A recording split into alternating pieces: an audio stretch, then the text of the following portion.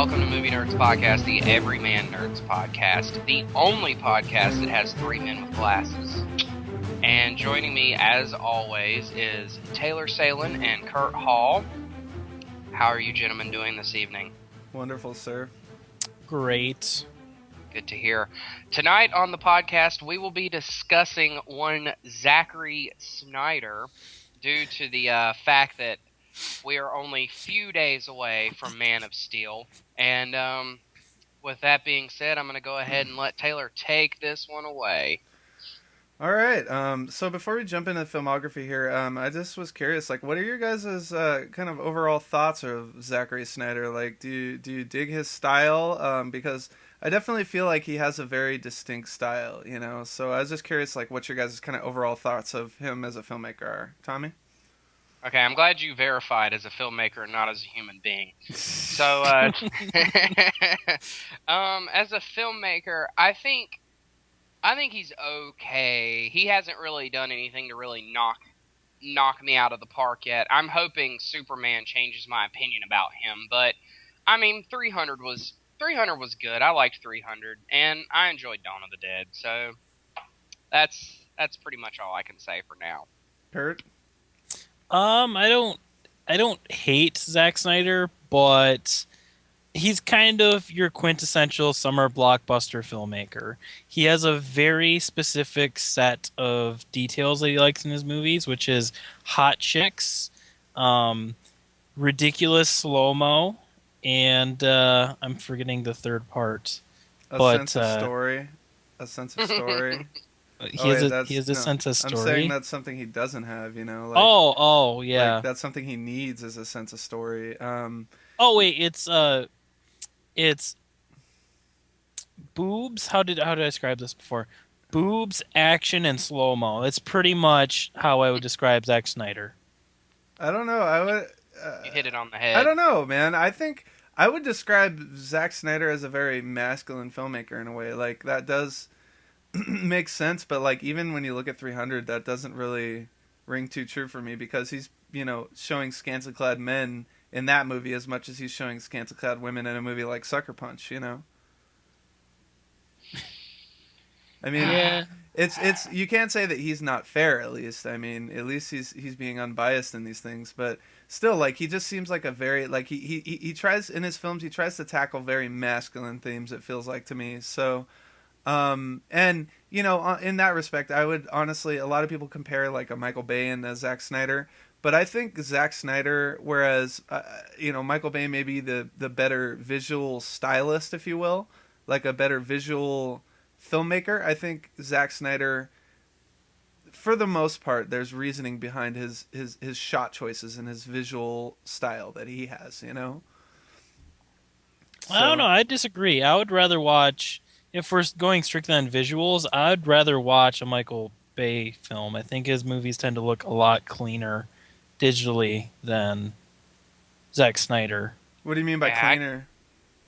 I just think they look a lot better. I don't think they're technically brilliant or anything, but I think as Snyder doesn't have a great sense with color, and I think Bay has a great advantage there. Yeah, I can agree with Kurt on that one 100%, because everything that Zack Snyder does always really seems distorted and really foggy, and it just has this haze over it. And Michael Bay, he's really clear and clean and crisp. And one thing I can say about Bay is that his cinematography is always really good. I've never really seen a bad film that he's done that. Okay, I'm not going to say that. That's the wrong word. a badly shot film. Yes, thank you. Yeah, no, and I can agree with that. You know, I can attest to that. Like, and I mean, you even look at a movie like 300, and it's a very like grainy film. Like you're saying, foggy or almost like a smoky effect to the look of the movie. You know, but at the same time, like Michael Bay is making movies that aren't based on comic books, and Zack Snyder for the most part is. You know. Yeah. So I don't know, but with all that said, let's jump in here. Like, well, you know, his first movie was Dawn of the Dead, but what do you guys think about this one? I would consider this to be his best made film, and the best script he's ever had. But what are your guys' thoughts on this one? I would agree. I think Dawn of the Dead, he kind of put his own twist on the original movie, and I think he kind of improves upon the formula of the first, because the formula of the first has a lot of characters, and I think he kind of trims down the cast and lets you get to know these people. But they also make, target shooting zombies kind of fun, and I like the Dawn of the Dead remake just because I feel a little more sense of dread than the original. Tommy? I think this is his best film by far. It's before he started taking on comic book adaptations, and I also feel like that he had a lot of good actors and actresses around him to really work with. And like Kurt was saying, the part where they're doing zombie target practice is just, it was a scene to where, you had all this insanity going on, and Zack Snyder takes some time to really give you a moment to kind of catch your breath and just kind of laugh at everything for a moment, and then he just kind of plunges you right back into everything else that's going on. So I really like this film. I wouldn't even really so much as compare it to the original, considering that in a sense they are this is a remake and they are kind of the same film, but it's almost like Dawn of the Dead, just with a different. It's the same Yeah, name. I would completely agree with that, Tommy, because like the first one the original was more of like a film that was about social commentary, like everything that happens in most of Romero's movies are things that are commenting, things he's commenting on that are going on in society or with people he may know or things like that. And I see the remake of Dawn of the Dead more as like a character study than a social commentary. Like there's a lot of good character work in this movie. Like there's a lot of moments that that really accentuate like the characters, and like you said, gives the film a little room to breathe. Like I don't know if you guys remember that scene with Sarah Polley where she's going to get the medicine and she just kind of takes a second to cry, and because she had just lost her husband. And it's the little moments like that that I really thought were really well done. And I mean, Sarah Polley is a really good actress anyways, so if you're gonna hang your movie on a specific person, even though it is kind of an ensemble, she's a good choice for that. I would also say that his Dawn of the Dead remake has two really cool aspects to it. One, it probably has the best Ving Rhames performance that has come along in a long time. Yeah.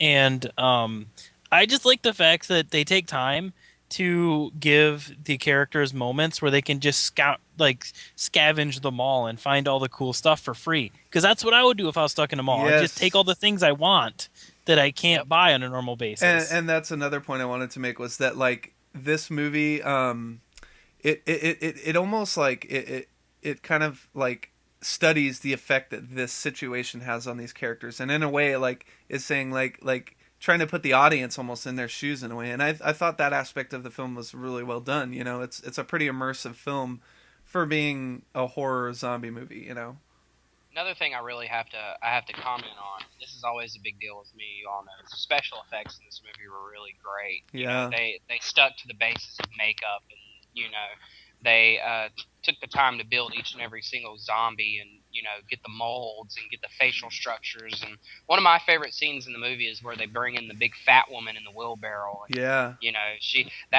For those of you who don't know out there, that is actually a man dressed as a woman. And they did that. They did a really long makeup job to make him look the way that he did. Yeah. But yeah, the special effects were really well. And commenting on the Ving Rhames thing, I have to agree with you as well. It had been forever and a day since I had seen Ving Rhames do anything decent, really, since Pulp Fiction. And I think he does a really good job on this film. He kind of grasps the idea of the guy who's just trying to get to his brother, and now he's just stuck with this group of people, and they kind of look up to him as almost like a protector. Yeah. I would completely agree with that. But like even with his performance in that movie, you have those scenes like where he's just talking to Andy on the whiteboard, And like I love the little scenes like that. They're not even very long, but they're very informing about the characters, you know. And you get a sense of for the most part, there's some characters that are kind of left in the dust, if you will, but for the most part, you get a sense of what each character's about, you know, and what they represent. And then I will say, just to close this one out, I don't know if you guys have anything else to say, but I love the fact that this movie has the balls to end on a character moment, with the main character kind of deciding to sacrifice himself, and like I just love that little moment at the end. Even though like through the credits there's the credit stuff, but that was only filmed and added on a couple months before the film's release. So I do want to say one more thing, yeah, and it is about the ending credits right there. I just remember we went and saw this on opening night, and when the movie ended with them, you know, and the credits started to roll, everyone in the theater got up and left. And I'm sitting here the whole time, and I'm saying, "Are you guys not watching the end credits here of what's going on?" And you know, you end up seeing that they eventually, I guess they don't make it, because when they get out there, the zombies are already there on the island, and there's nowhere for them to go then. And I think that's maybe one of the major things that the two movies do have in common, is it's both of that, like that kind of like nihilistic or pessimistic ending about like, and it's kind of commenting on humanity itself in a way, even though it's more pronounced in the Romero version. And again, it's been a long time since I've seen it, so this is just what I've gathered, you know. So are you guys okay to move on then? Yeah. All right, 300. What do you guys think about 300, Kurt? I don't like 300. I think it's a very hard film to watch by action for me, because he uses so much slow-mo, and then it transitions into very fast motion. Like, I guess it'd be live action, but then it's hard for me to get into the scenes just because they change the speed and tone. And I think the opening sex scene of the movie really kind of turned me off. Like, it kind of set up everything that I was going to be ready for, which was a very cheesy film. And I don't know, it's decent for what it is. It's a very cheesy war movie that takes place a long time ago, but the style just kind of got really annoying to me. I, on the other hand, enjoyed the 300, and I think part of that had to be because I went and watched it in IMAX. So it was the first movie I seen in IMAX, and it was enjoyable by that standard. Watching it on DVD at home was a little bit different, because I guess after I finally got it on DVD and I brought it home to watch it, and I started to watch it, the IMAX experience was no longer here, and I was kind of just stuck with what everybody else was stuck with in the theaters. But I enjoyed that aspect of it. The rewatch value's really not that good. You know, it's just an action film. I mean, if you need an action film getaway, it's really good. There's a lot of one-liners. You know, I think Gerard Butler's really great in the film, and as King Leonidas, but it's really kind of cheesy. So it's basically just an action movie at the end of the day without the IMAX. So yeah, and I think the use of slow mo as cool, I guess, I don't know of any other word, as it does start to take its toll on you, and it does feel a little gratuitous. Like, even in Dawn of the Dead, Snyder used slow-mo, but he used it to accentuate moments. Like, a lot of the gun firing shots are shot in slow-mo, like where you see it coming out, and that's justified, because in an intense moment like that, every moment's going to seem very pronounced like that. But in a movie like this, I think it's just going a little overboard, and I think the trend definitely continues, you know? But yeah, I have to agree, Tommy. 300 does not hold up. Kurt, how long has it been since you've seen this? It's probably been about a year. Okay. Yeah, I just recently watched it for this discussion about 2 or 3 days ago, and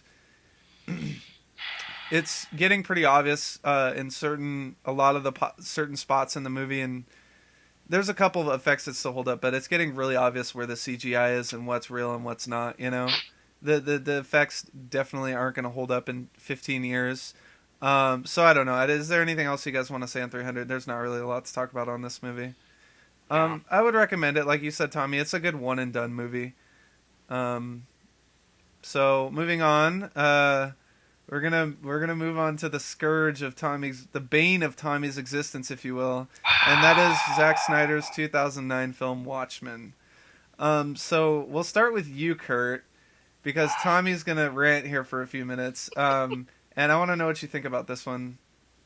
I don't mind Watchmen. I think it is a very brutally long film, but I don't mind it. I think it's pretty fun. I think the slow-mo for the most part works in this movie, except for the random slow-mo sex scene, which Yeah, is that was stupid. just like I don't know 300. why that belongs in the movie, but whatever. Um, I don't know. I like the casting of the characters. I think they all do a pretty good job. The ending is really odd. I kind of wish they would have stuck with the ending to the comic, which was just a total WTF moment. Which would have been really fun to see people react to that in theaters. But Yeah. I don't know. I like Watchmen. I think it has cool performances. It definitely is a different type of hero film. Oh yeah, yeah. It's. I have to agree. I like it. I don't think it's perfect. Have you seen the director's cut, Kurt? I have not. Okay, the director's cut. Wow, you're just talking about the director's cut's like 20 minutes longer, but it does add a lot of stuff, a lot of character moments and stuff like that. I think some of the casting's okay, although I've only seen like I've never actually read the graphic novel. I've only seen like animations of it.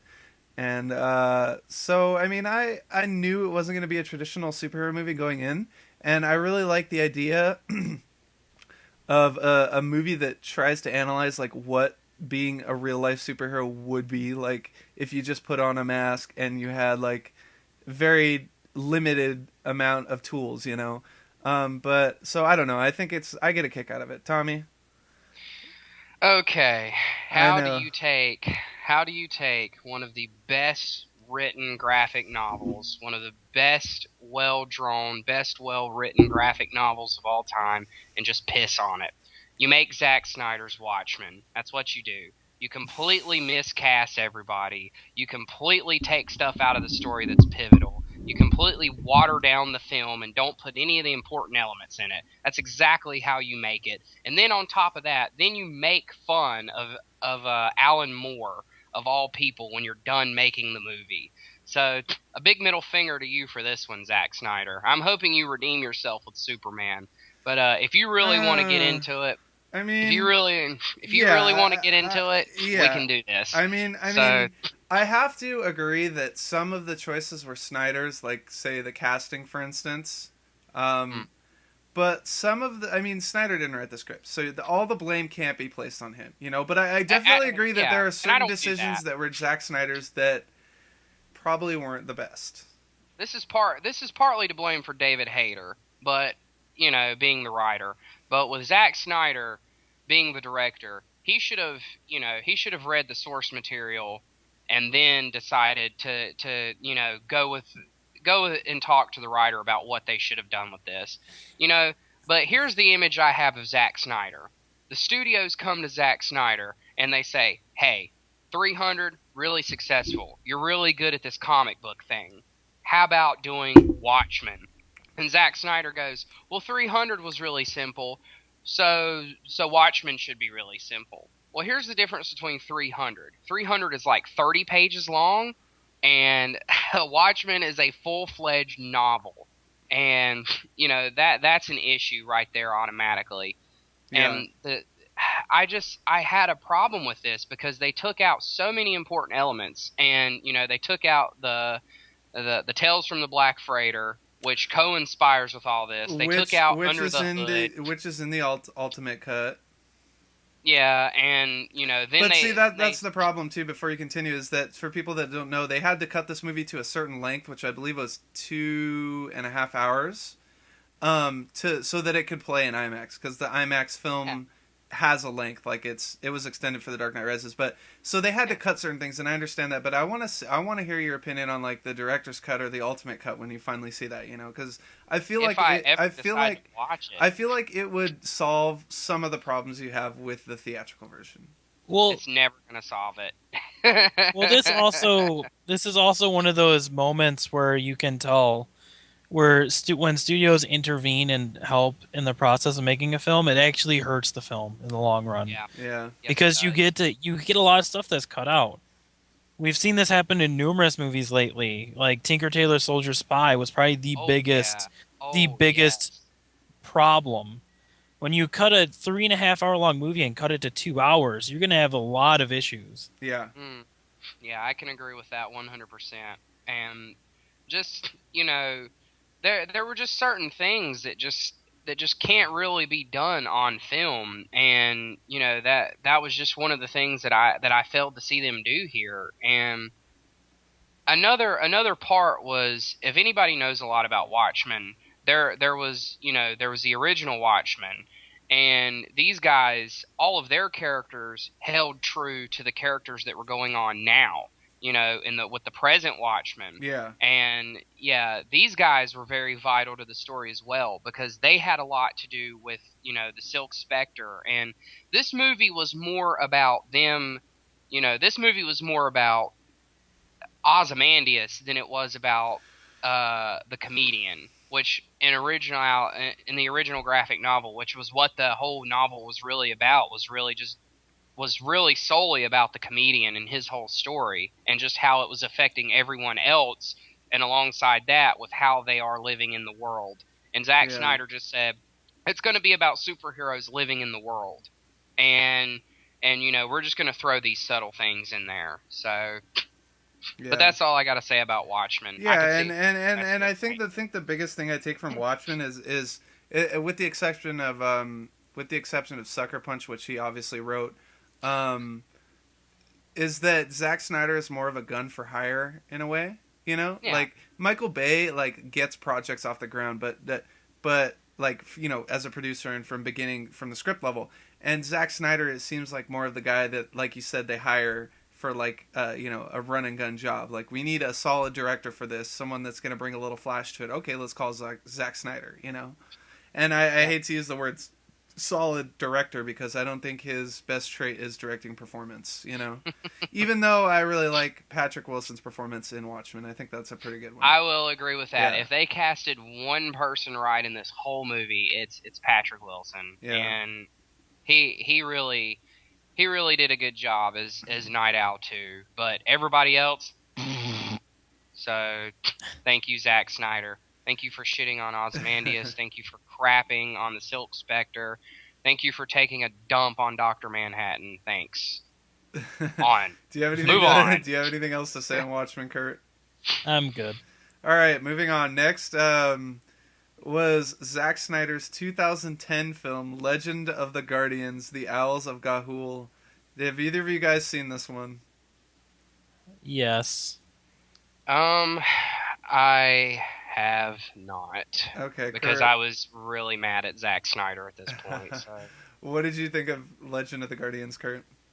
It looks good. I can say that much about it. Other than that, I really didn't give a crap. Yeah, I saw it in theaters. I went and saw it in 3D. The 3D was really great. Animated films are always really good in 3D, but I have to agree that it's a beautiful looking movie, but there's not much to it for the adults. There's not that humor that can sneak out in kids' movies. That's a little bit too old for the children themselves, but the parents will laugh at. There's not even that element to this. Which you think there would be for someone like Zack Snyder. Yeah, it just didn't feel like a very practical movie, which is something that I feel like kids' movies need to have an element of. Yeah. And again, this one feels like he's a gun for hire, more so than any of them, because it's so out of his wheelhouse. So moving on, 2011 came out the cinematic classic known as Sucker Punch. Now, I don't want to get too deep into this one because I have a feeling we're going to do horrible movies on this one day. But I revisited the movie because that's the way I am. You guys, what do you think about Sucker Punch?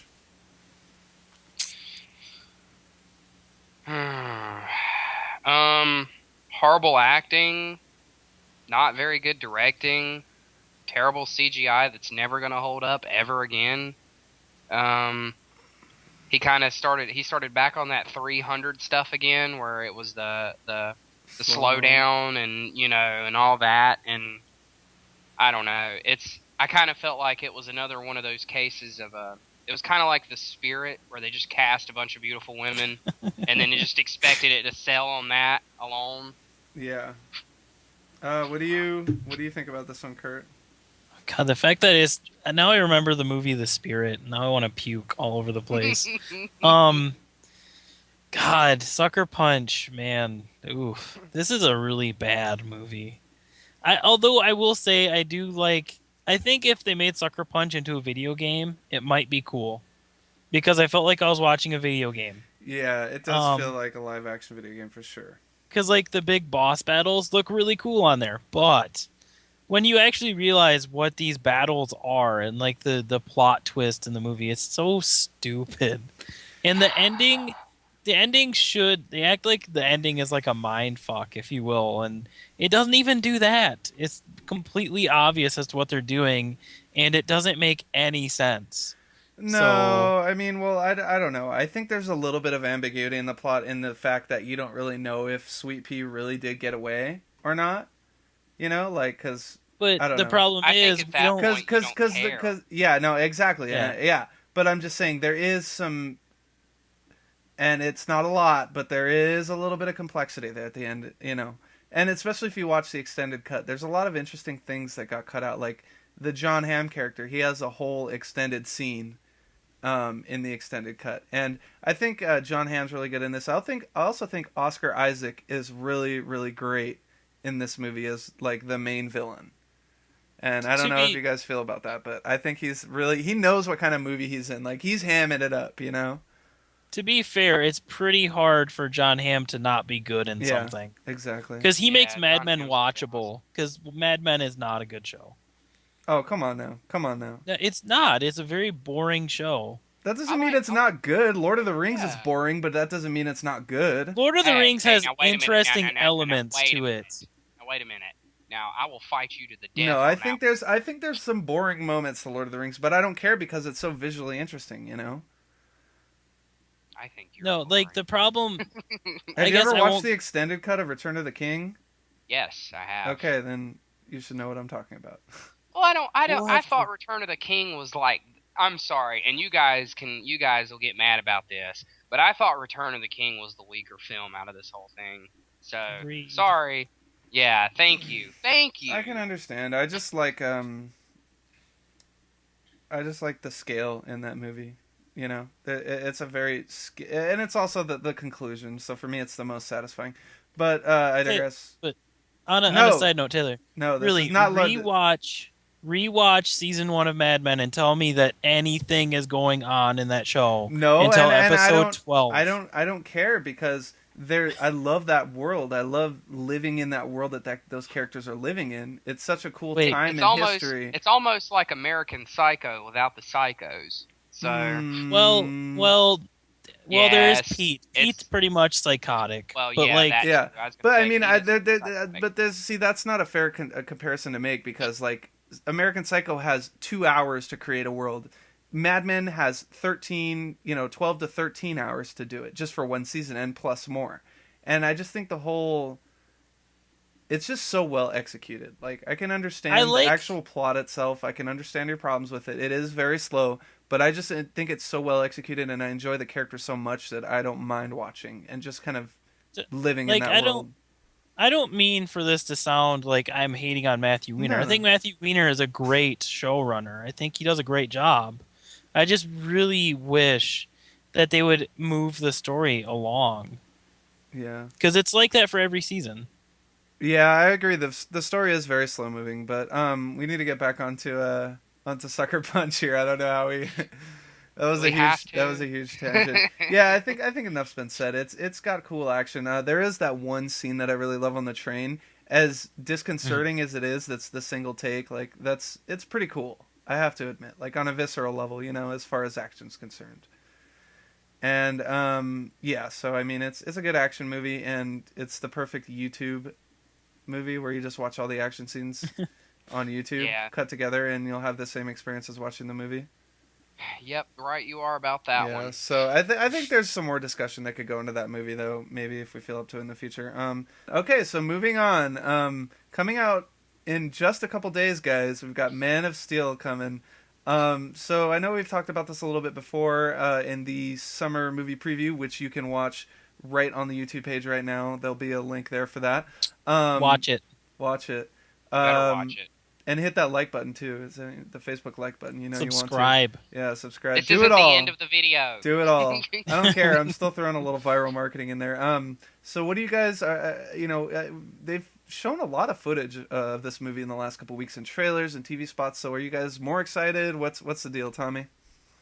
I cannot wait for Man of Steel. I have been waiting for a good Superman movie, and this looks like it might actually be a good Superman film. And from what all the early screenings have said, it's pointing it all in the right direction as possibly the greatest superhero movie ever made.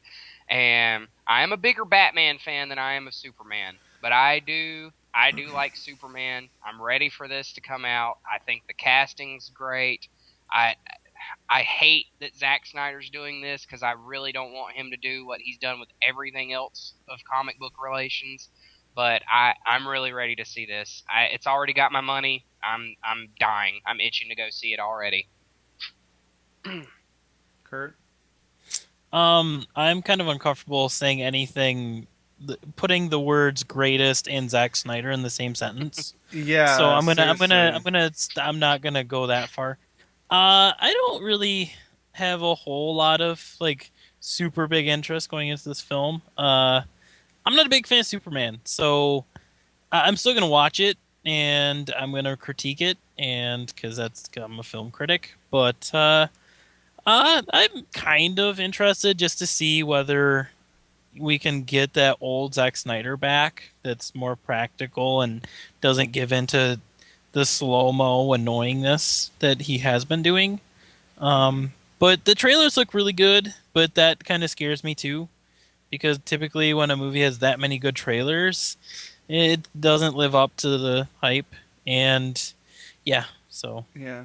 I have to agree with you, Kurt. I would be very hesitant to call a movie directed by Zack Snyder and written by David S. Goyer the greatest of all time, because those guys don't necessarily have very good track records as far as critical acclaim and things like that. And I'm excited for Man of Steel. There's no doubt about that. I like the new direction they're trying to retell the story of Superman, which is good. I just hope they don't follow the Donner route, to a T. I mean, there's obviously things that are going to be the same no matter what, but I just hope that they try to distinguish this film a little bit, which obviously it has, just visually, like Tom and I were talking about, there's no more red tights on the Superman suit in this movie. And, there's things like that are going to be different, but more so than that, I'm interested in the idea that this film might explore, what effect Superman himself would have on the world, like how would it change the world's perspective if we knew that alien life existed, and like how do people react to the presence of Superman, and how would governments react, and I think it's things like this that I'd really like to see the movie explore. I sure hope it does, and the trailer's kind of having me believe that may be a certain part of the movie. But I just hope it can maybe explore some of the more interesting themes, rather than just Superman lifting a car, Superman lifting a helicopter to save the girl. It seems very repetitive in that sense.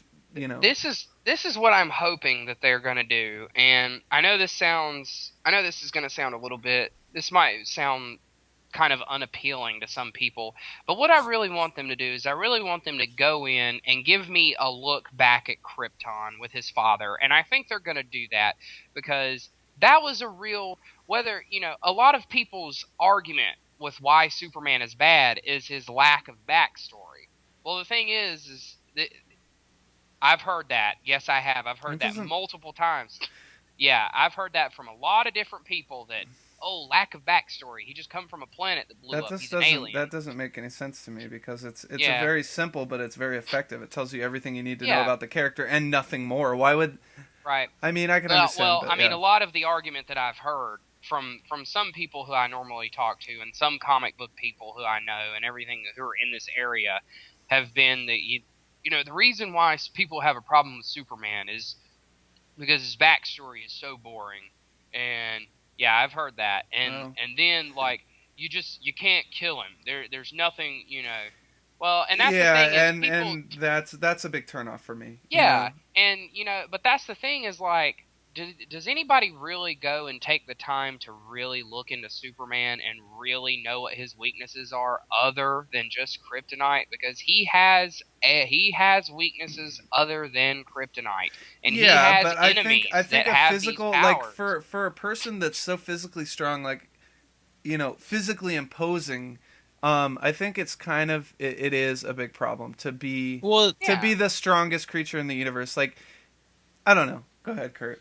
My problem with Superman is it's not that he's too over the top, because let's face it, all superheroes are over the top. Oh yeah. The problem is Superman, like, pretty much every superhero should be able to be taken out with bullets, because that's something that you should not be impenetrable against.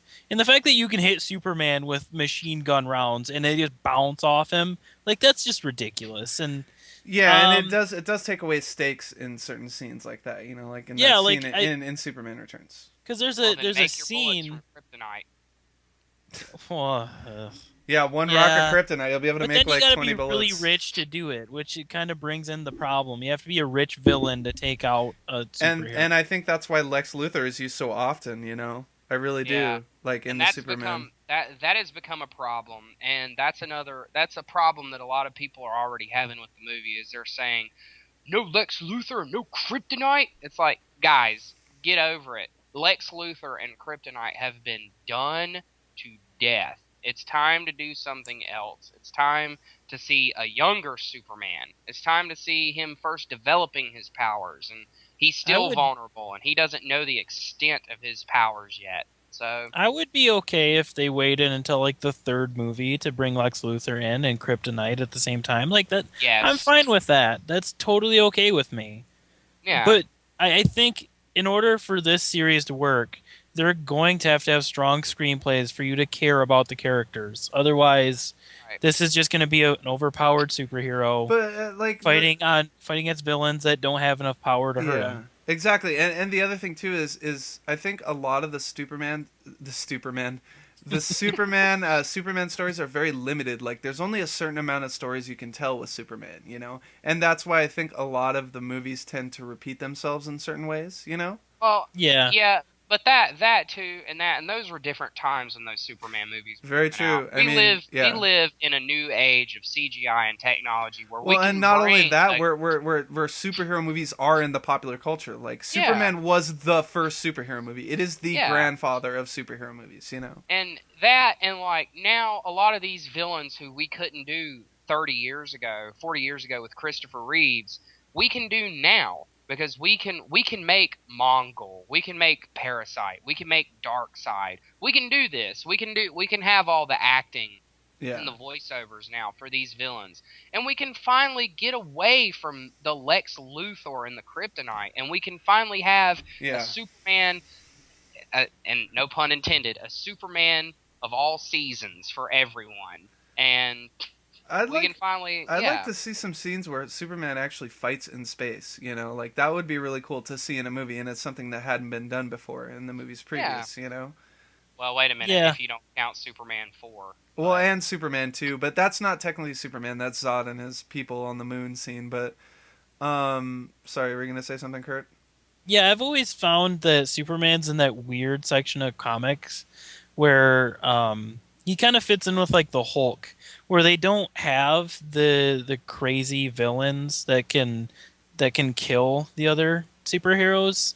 Because Spider-Man has very powerful villains, and you're always wondering whether this college kid can actually survive against these crazy villains like Doc Ock and and Venom and Yeah. Carnage, and like you just don't have that with Superman and the Hulk. So I think that's why they're hard to adapt to the screen, because you have to build in stakes, you know, and it's hard I to do think that. Spider-Man's a little bit easier because that's a character who's actually flawed and like who actually has human problems that humans can relate to. Whereas Superman, you can't really relate to him in any way. Like other than the fact that Clark Kent side of him, like trying to fit in at the Daily Bugle, you know, and trying to live a normal life, but still, then we don't understand what that, you know, what Superman is feeling at those specific moments. Mm-hmm. So I don't know. I think if I was gonna do another Superman film, which it's gonna happen because we all know this movie is not going to flop. Nope. If I was to do a second Superman movie, it would probably have to be another. I wouldn't say. Who was I leaning towards? I would have went. To be honest with you, I would have went with Parasite to been the first villain. My opinion, personally, I felt like that would have been the best villain to go with. Zod being second. And then Lex Luthor, I think Zod is the ideal choice just because he's like integral into the actual like origin of like the Krypton origin, you know? Yeah, and I can understand. And I think that was a solid choice, but like I really do want to build into it. Exactly, or even set that villain up for the next one, you know, like the first Superman did for Zod and Superman 2. Yeah. So I don't know. Yeah, I really hope too that they, at some point, if this series is successful, that we do get that Doomsday battle, because I want to see that. It would be cool to see a Superman movie end on a cliffhanger of Superman's death. You know, like because that would be interesting. I think ideally every superhero movie has a certain villain that you want to get to. Like I think with Spider-Man, it's going to be Carnage. I think with I don't even know.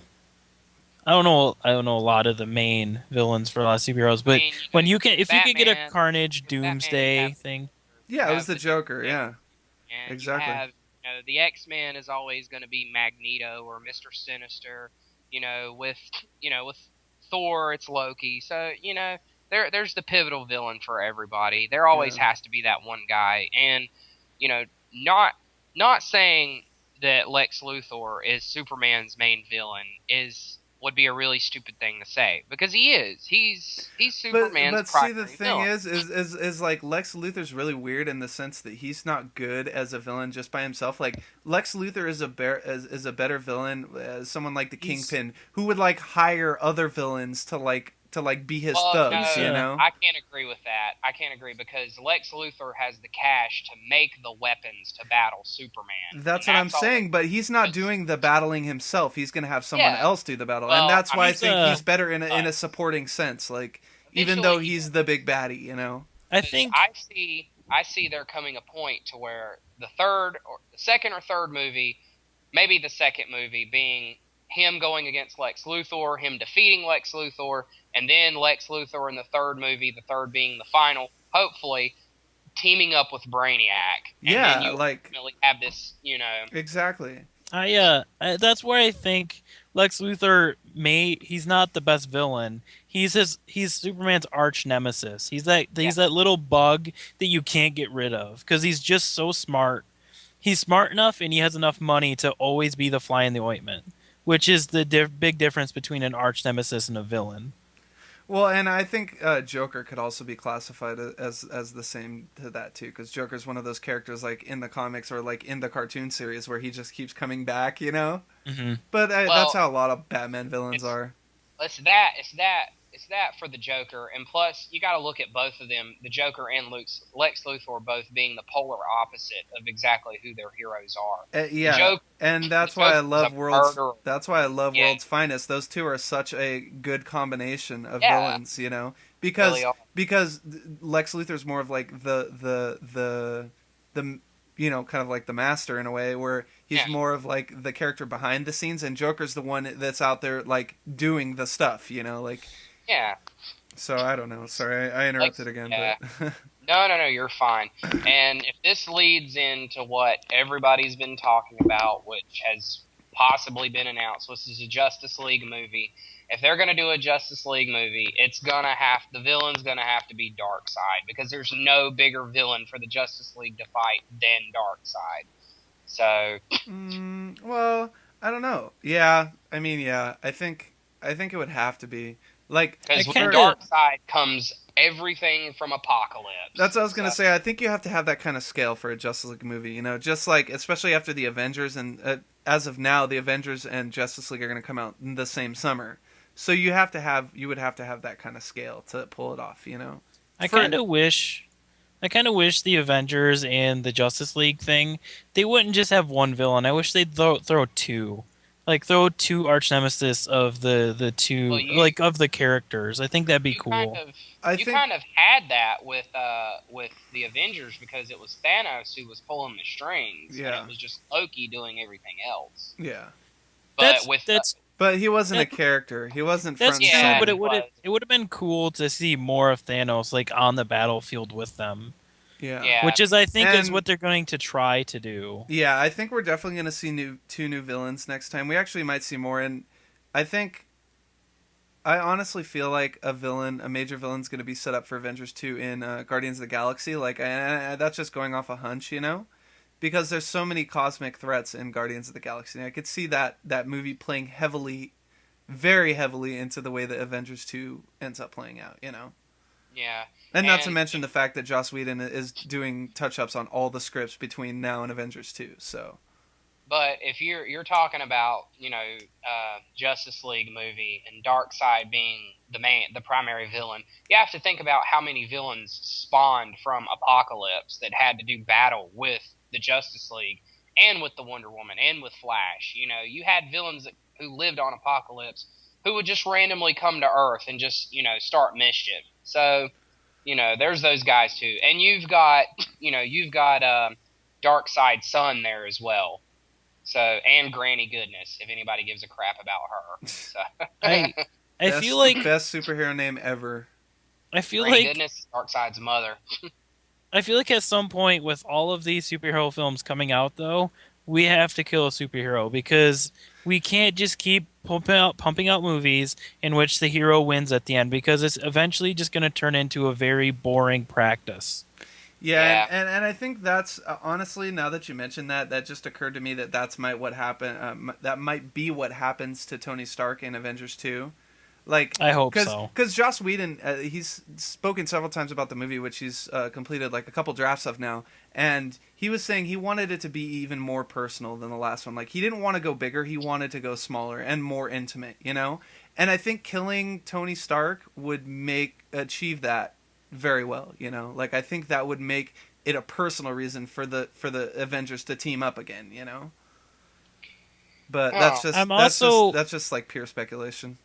I'm also interested to see whether the rumor's true or not, is whether they're going to basically kill Hawkeye in Avengers 2, because that's the big rumor. But I feel like if you're going to spread that, you're probably not going to do it, because then it's going to be so anticlimactic when it happens. Yeah, and you have to think they're probably going to... I have a feeling they're going to introduce Ant-Man in the Avengers 2 and then have the movie after that, you know, because it comes out... I think that's the first movie out after Avengers 2. And Ant-Man would be one of those characters that would replace, like, a Hawkeye, you know? Mm-hmm. Ant-Man and Wasp, maybe. That would be cool to see. Like, interesting to see how they do Wasp, but... Is the Ant-Man going to beat his wife? For those of you who know that story. Okay, well, we gotta end this. This has been going for way too long already. So is there anything else you guys want to just spout out about Man of Steel before we conclude this in-depth discussion? All right, you guys look burnt out already. So for those of you watching and didn't hear earlier, hit that like button on Facebook. You can contact us at movienerdsmailbox@gmail.com. We also have a WordPress blog, which you can find most of our audio episodes. I'm going to start posting all those very, very soon, so you guys can listen just to the audio versions if you don't like going on YouTube. And I think that's it. Make sure to check out Scripthappens, Tommy. Please check out Scripthappens. They're really great guys over there. They're going to be releasing another video here in a few days of possibly for the PS4 promotion, if you guys want to run over there and check them out, which, as I heard, had a look at Batman Arkham Origins. For those of you who haven't seen the trailer already, it's going to give a more in-depth look, and they're going to be covering that. But questions, comments, and concerns, please leave below, and please join the Facebook group. We also have a like page now, and we will soon have a Twitter for those of you who want to go and check that out. So, with all that being said, that up there is Taylor Salen. That up there is Kurt Hall. Or they'll probably be next to me, possibly. I'll make it interesting. We'll see. Uh-oh, he's going to make it interesting. I hope you gentlemen have a good evening. All right, you too, sir. You too. Keep it classy, America. Keep it classy, world. Good night and goodbye.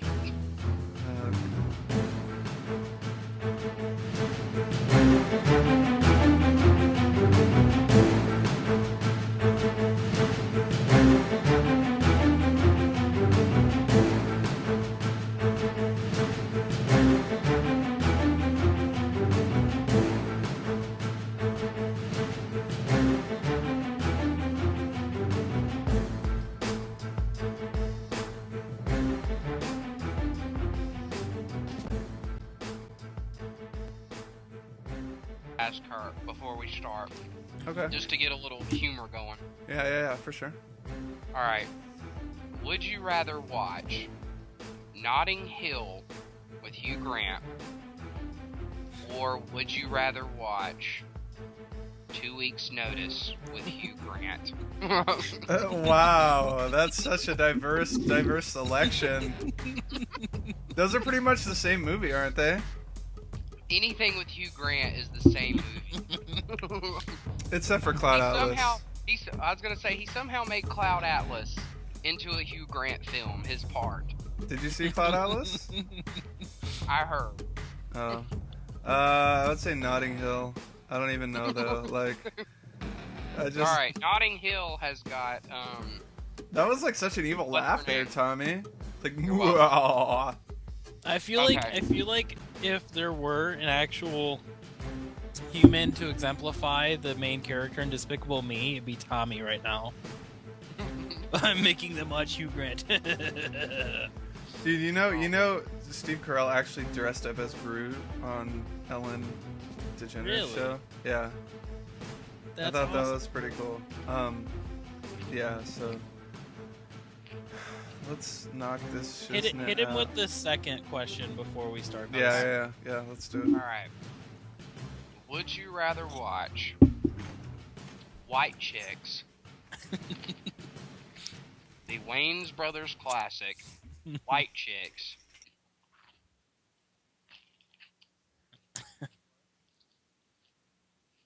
White chicks or what? Deuce Bigelow, Male Gigolo? Deuce Bigelow, Male Gigolo. This is the same thing he said. I actually like the sequel more than that one. I think the sequel's pretty funny, as stupid as the movie is. There's some really funny jokes that I like. I know, you hate me, but still. Why do I let you help me in anything? You're fired. No, I'm kidding. You're Alright, fired. You're fired, Taylor. Well, f you then, buddy. You don't call me your bud, I'm not your bud. You don't call me your buddy, I'm not your buddy. Who are you, Uwe Boll right now? Very much. I don't think that's obnoxious enough for you, Uwe. I's a boxer. I was a boxer once. Okay, what are we doing first? Zack Snyder. Zack Snyder. Rob Schneider's Snyder. Oh, God.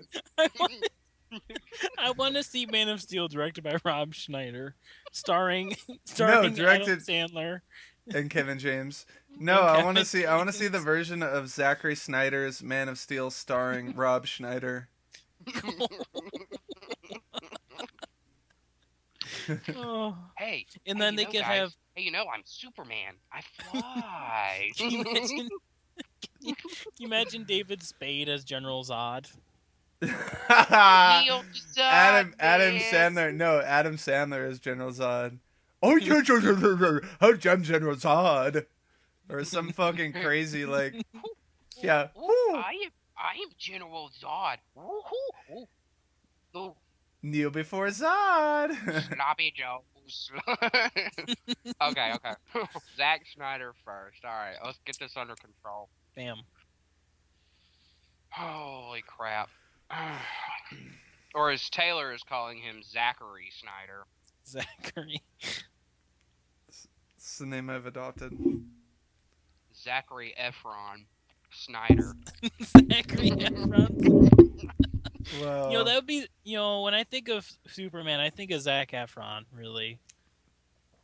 when I think of scrawny Bostonians who aren't very muscular. when I think of Leonidas, I think Zac Efron definitely comes to mind. Oh God, definitely.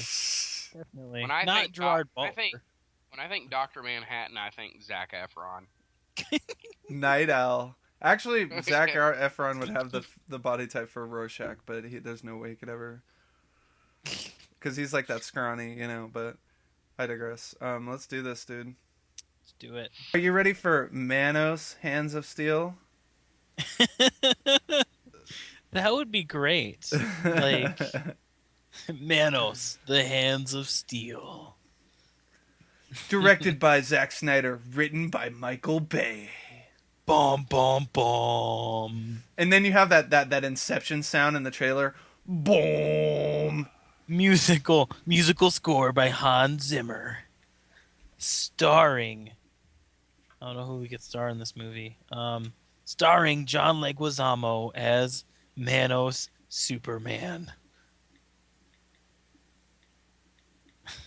Sorry, yeah, no, that would be amazing, dude. Fucking... Dude, I always thought John Hamm would be a great Superman. I agree. Dude. Best movie ever, okay? Best movie ever. Manos, Hands of Steel, directed by Zack Snyder, written by Michael Bay. John Hamm as Superman, Nicolas Cage as Brainiac. We have to have Jeremy Piven somewhere in there. Jeremy Piven can be what's his name? The photographer for the Daily Planet. That like comes in and helps him. What's his name? I'm not a big fan of Jimmy, I think it's called Jimmy something. He's the guy who's like always hanging out with Lois Lane.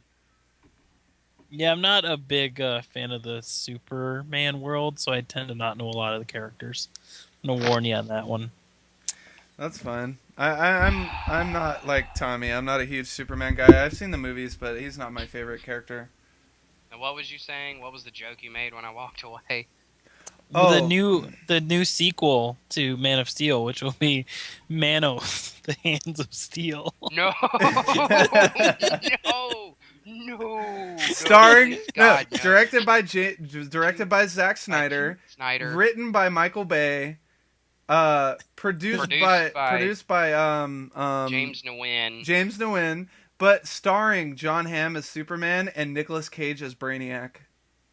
That actually doesn't sound too crazy. I know, as far as the casting.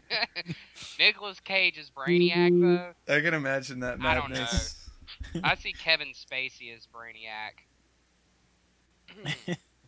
That would be crazy if they brought Kevin Spacey back in a Man of Steel sequel. Well, yeah, I know it sounds crazy because he was in that Bryan Singer piece of trash, but I think he would make a really good Brainiac. Who, Kevin Spacey? Yeah. He's got the voice. He's crazy, so... What? You want to get nuts, pal? Come on, let's get nuts. Okay, that was Michael Keaton. Yeah. That was the Batman thing we were talking about last night. We were talking about how Michael Keaton was a horrible Bruce Wayne, and that point of that scene where he like threatens the Joker in the first Batman movie. He's like, "You want to go?" And he like breaks the bottle and he starts. Nuts, yeah. Come on, let's get nuts. Like, yeah, if dude. he would have done this, if he would have been Bruce Wayne inside the Batman costume and Batman outside of the Batman costume, he would have gotten it right. yeah. Actually, yeah. Just flip the way he portrayed it. Yeah. Oh God. Jesus. All right. All right, we got it. Okay. Okay. All right, fine. we'll take off. You want to Yeah, bring it back in, I'll count it down. and then I'll go from where I was going. Yeah. Okay. So 3, 2, 1.